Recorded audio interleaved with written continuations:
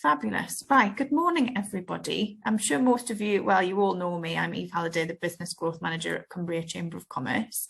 And I'm joined this morning by Anne-Marie Martin, who's the Director of Global Business Networks for the British Chambers of Commerce.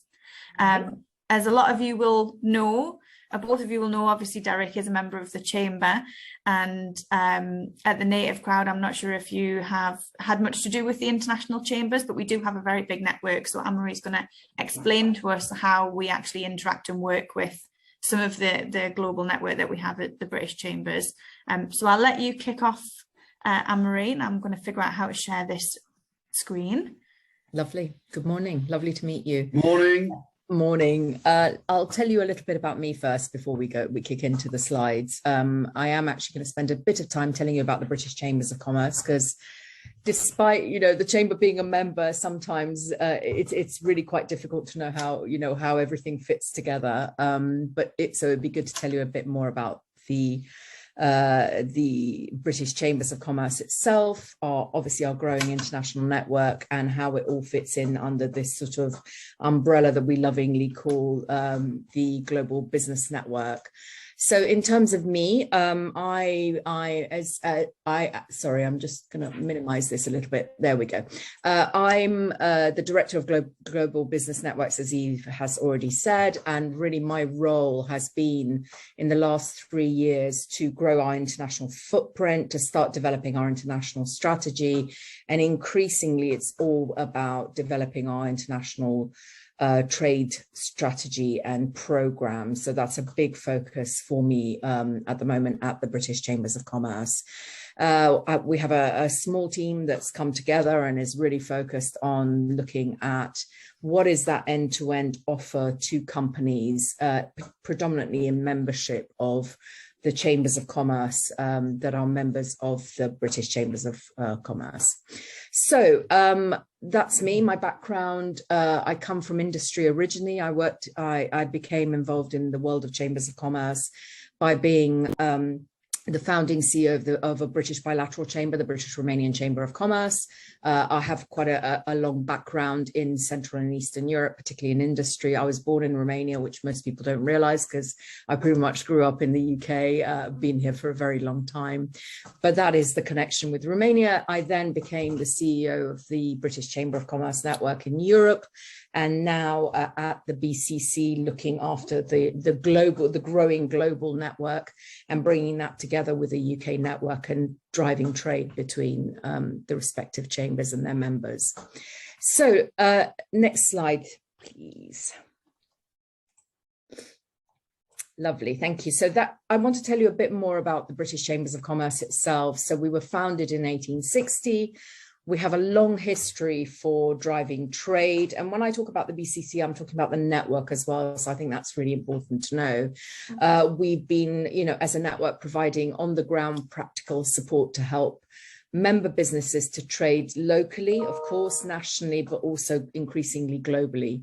Our patron is Her Majesty the Queen, and we've all been enjoying the Jubilee celebrations this last weekend. We really are extremely proud of our heritage. We represent and campaign for business. We lobby and influence policymakers and parliamentarians, and we've been helping to shape the UK's business agenda for over 160 years, so a really long time. We're owned by and work for our network of chambers of commerce across the UK. They, in turn, champion and support their members across the UK, and of course our international network, who represent and champion UK business in countries and markets around the world.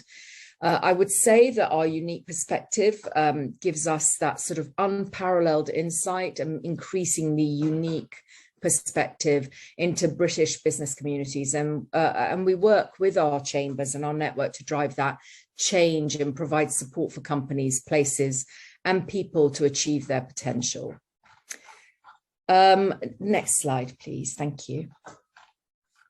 I think this is a great slide. It gives you a really good idea of our reach, which is increasingly larger and larger. Our footprint is really growing. So we have our 53 accredited chambers, which are located in every business hub across the UK, embedded in their communities. This chamber is one of those 53, and it's really great to be able to tell your members more about what we do.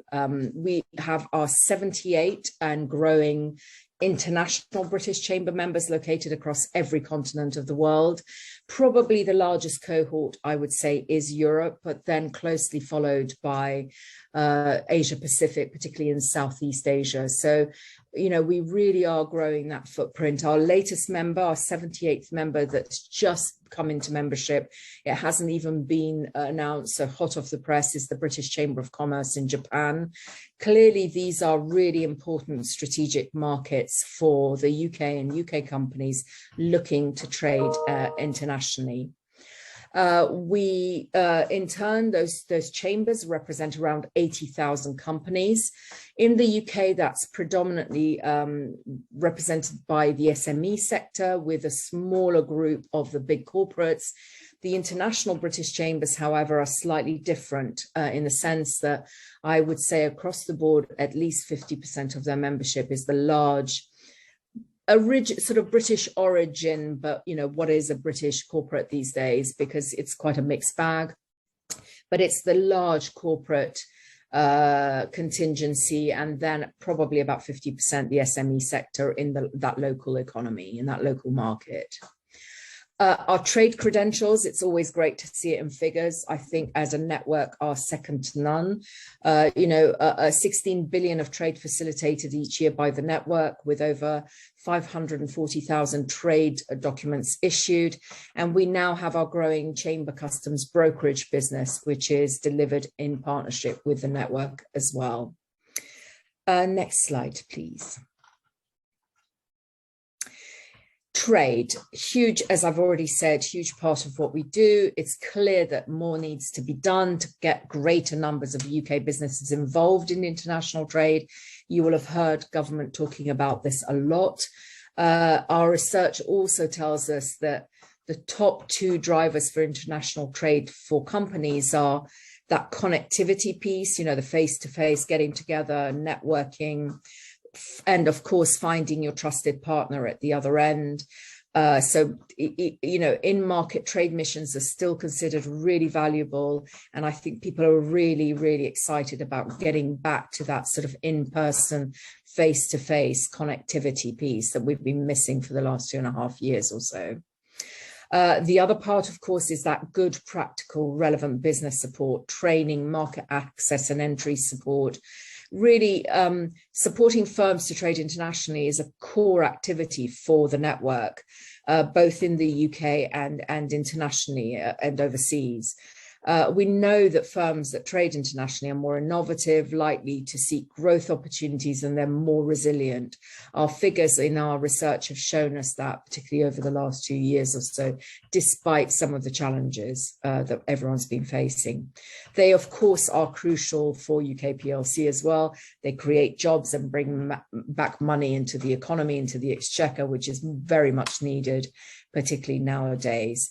So you will have seen, hopefully, and if you haven't, please do look on our website. We developed and published a brand new Trade Manifesto earlier this year alongside our research. And it really is, the purpose of that has been to be a loud, proud voice for the benefits of global trade, and really setting out our steps of and growth ambitions, including trade policy asks and the breadth and depth, and showcasing the breadth and depth of the trade offer provided by our network of chambers of commerce.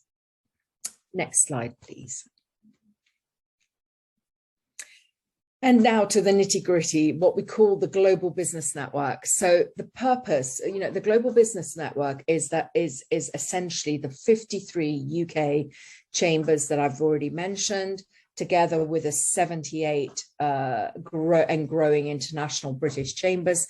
And the purpose and the objectives of bringing those two networks together is all about driving international commerce and business between the companies in the membership of those chambers, and to help those companies to surmount the barriers to trade to seize opportunities. And what we've been working really hard on in the last 2.5, 3 years has been, how do we create, looking at how we create a framework of connectivity and practical support provided by the sort of, those trusted, known private sector-led sort of what we call an ecosystem of reputable business partners.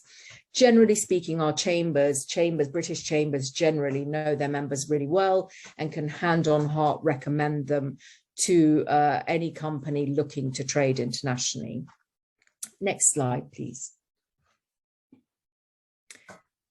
So our internet, just a little bit more, I've mentioned them already, our international network, 78 chambers across every single continent. I've explained already that probably the largest cohort is still in Europe. They will be able to help with connecting companies to those known trusted potential partners at the other end.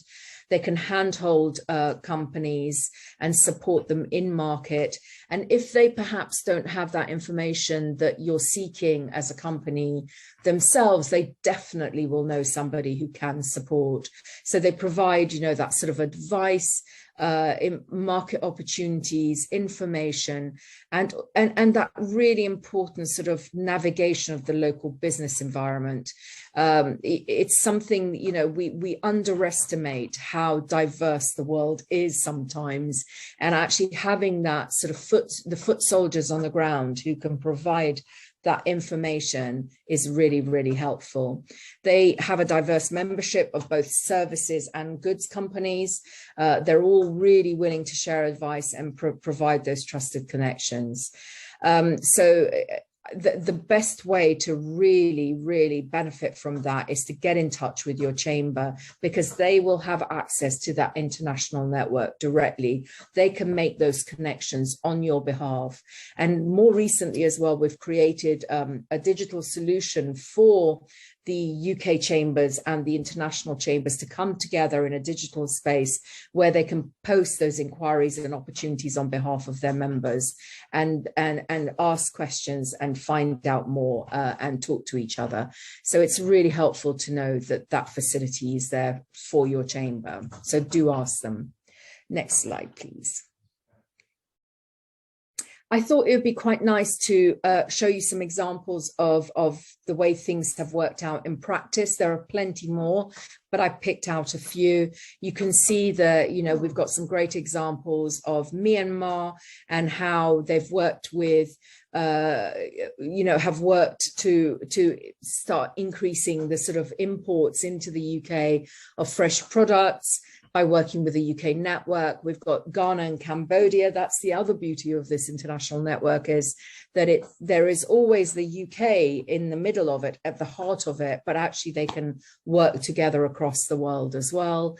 You have Germany and Italy, again, two British chambers internationally who have managed to help a British company break into 2 markets in the world by working together. You have the example of the Cornwall Chamber, where reaching out to colleagues in Spanish-speaking countries around the world have managed to actually help a digital platform in their membership to launch across different parts of the world. We have the Thames Valley Chamber example of an inward investment opportunity with the Israel British Chamber. And again, the Norfolk example of a UK manufacturer bidding for a major contract, where actually they weren't even a member of the Norfolk Chamber, but because they reached out to us at the British Chambers of Commerce, they became a member of the Norfolk Chamber, were therefore able to access the services available through the International Chamber Network as well. Next slide, please.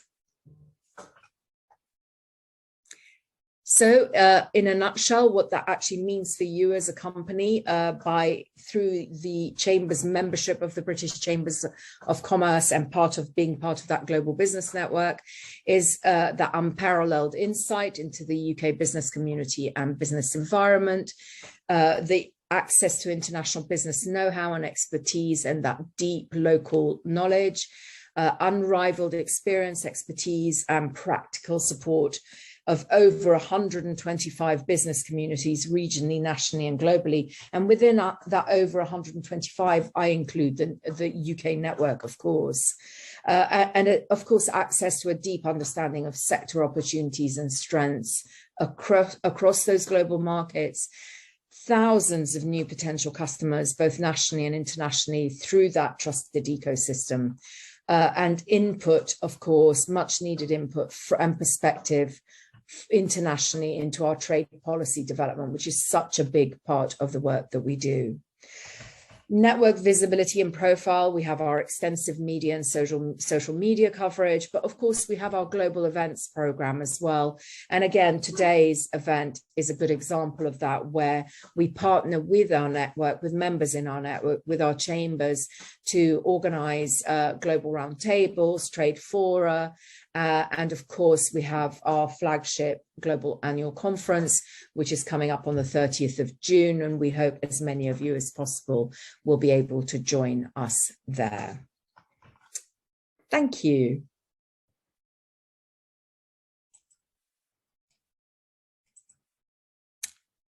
I don't know whether you have any questions. Thank you, Anne-Marie. I'm going to stop the recording there and we'll put that